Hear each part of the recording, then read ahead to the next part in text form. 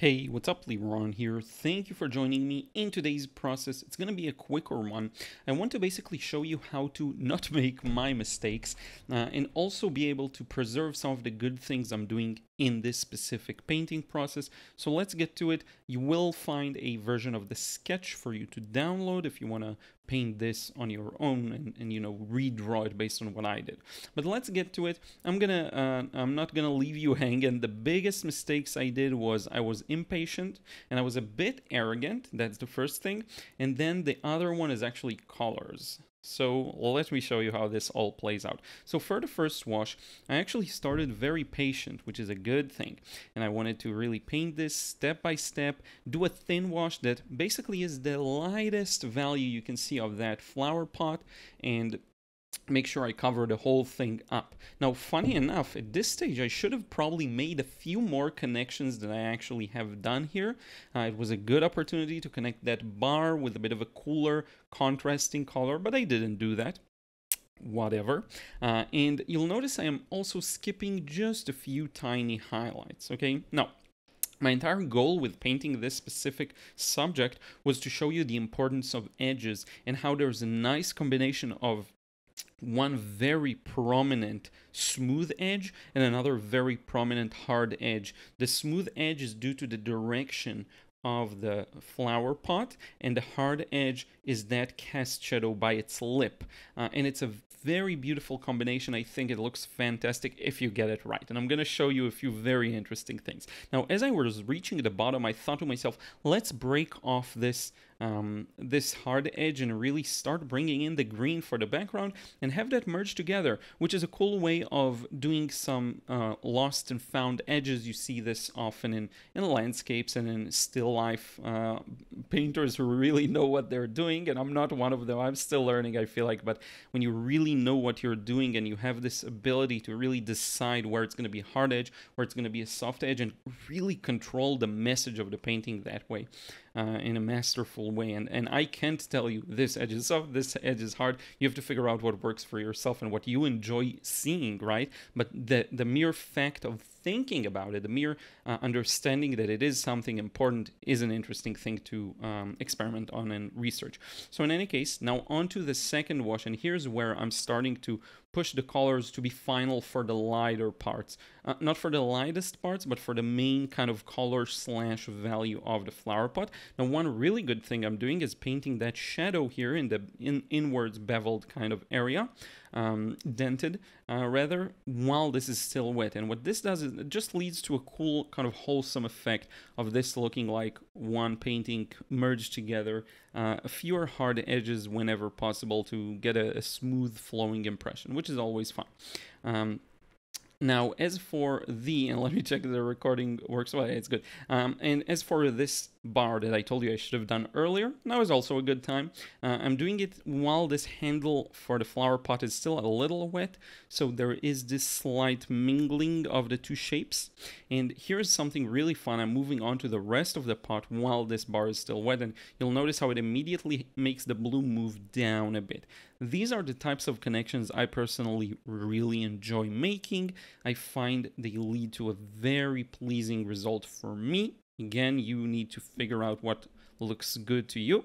It does require a bit of technique and control to be able to paint fast enough for all of these edges to merge together, right? Now, this color I really like, and I didn't even talk about colors because they're super simple. It's French ultramarine and phthalo blue for the blues, and then I have I'm using two reds and two yellows pretty much. So I am using quinacridone rose, pyrrole scarlet, and then lemon yellow and yellow ochre. But this is mostly the pyrrole scarlet and a bit of the lemon yellow actually for the bright orange. Now, here's where I made my mistake. I was arrogant and impatient because I thought now would be a good time to do wet and wet. I have to confess, I looked at the painting in the light and it felt like it's a little too late. So I sprayed some water and went to town, and it wasn't a wise decision. It wasn't a wise decision. The timing is off, and you can see this especially in the top where the paint does not spread because I was a little too late. Now, luckily for me, I did use thick enough paint, but still it wasn't good enough. Now, here I am lifting back, but once you lift back, you don't get to see the beautiful orange underneath. You see something ugly like that. Now, talking about ugly colors, the other mistake I made here, a big one, is using that black color. I used the neutral tint together with a similar mix for the orange. Wrong, bad mistake. The shadows colors can vary drastically. They can be tons of colors. This wasn't the correct color here. The correct color, and I'm going to show you in just a second. Here I am wetting and lifting because there's a bit of a bouncy light on the left side of the pot that I wanted to make sure I get. So I lift back, you see, at least the values are accurate, which is interesting. It's a point we'll talk about later on, but now I'm going to paint the sky. But just to talk about that, you see that transition, it is smooth. So I kind of got a smooth transition, but not really. And the color is really bad to me because I just used a pure neutral tint to darken a bright orange. That was not the right choice. And if you take the reference photo and you sample the shadows color, you'll see it's a bit purpley, red, deep, okay? And I lost all of that by putting in that black shadow. So it's true that if I turn this black and white, because the values are somewhat accurate, it will look okay, but I really messed up that section. So just so you know. Now I'm painting that, that background, which is pretty important actually, because the right side, you want to show that contrast where the flower pot is bright and the background is a little dark. But what's interesting is even though I got the values correctly, as I just stated, it still, to me, wasn't enough because the colors really ruin a lot of aspects of this one for me. So it just goes to show you that, yes, values aren't everything. Even though I love them and I love following them, colors can greatly improve or detract from the final result. And I'm experiencing it firsthand, and I become more aware of when I nail that color balance really well. So here we go, background. I am using all blues and yellows at my disposal. And in fact, I'm also using a bit of the red you see there. I'm dipping into it to neutralize, because otherwise I'll get this bright, ugly green that doesn't fit well with anything here. So it's very important to dilute some of that.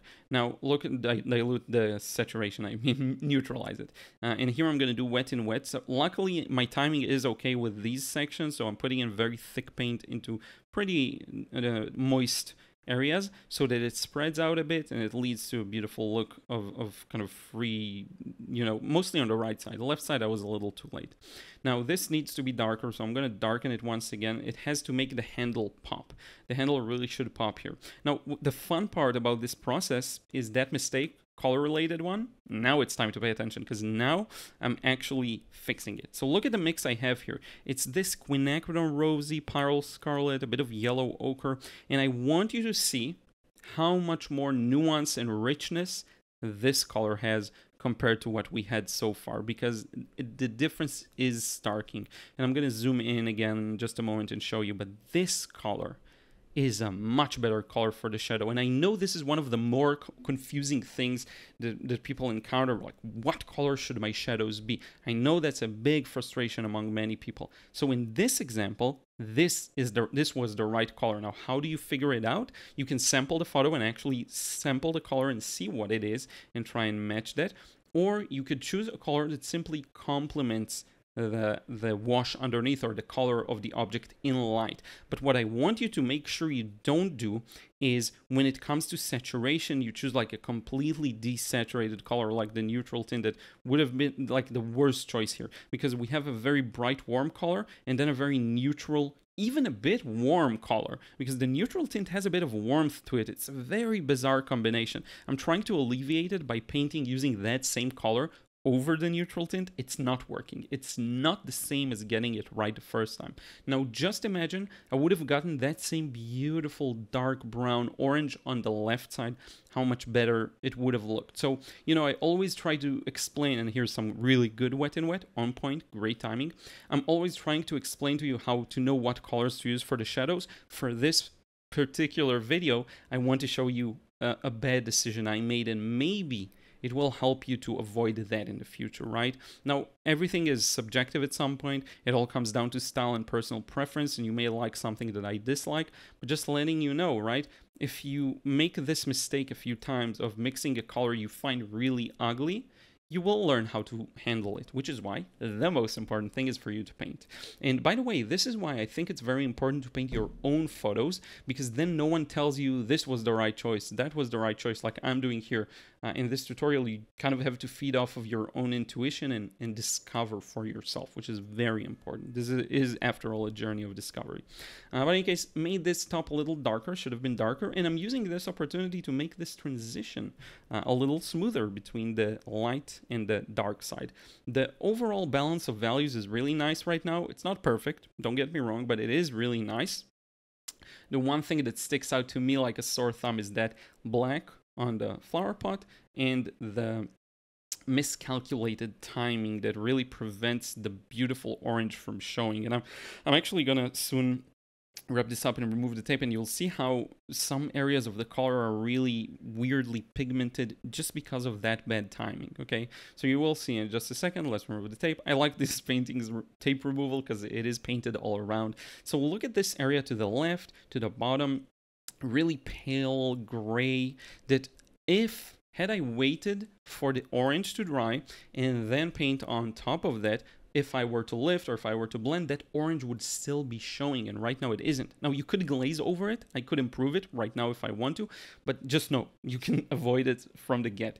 Now, here it is again, zoomed in. I want to show you how, funny enough, the values are quite accurate. So you can see this comparison where the values are pretty similar. Like the mistake is not in the values, right? They're not perfect, but they're really good enough by my book. It's the colors and the timing of that wet and how it's organized, the transition. And I missed a lot of nuances, like there's a sharp diagonal shadow and then it changes into a gradual transition, you know, all of these things. So be more patient if you can, don't be arrogant if you can, and work towards discovering the pleasing color balance that you love and you enjoy. It is something that takes a bit of practice getting used to, and that's the key. You have to practice this on your own. So let me know in a comment down below, are you going to practice this on your own? Are you going to take a picture of your own and paint from that? I am curious to hear. I do want to take this opportunity to thank you from the bottom of my heart for watching. I really do appreciate it. If you can, leave a like and a comment. Again, let me know your thoughts, and subscribe if you still aren't. I have a lot of these videos down the pipe, really cool tutorials, and as I improve, hopefully these improve too. Thank you for jumping along with me here as I remove some of the rust, and I will see you in the next vid.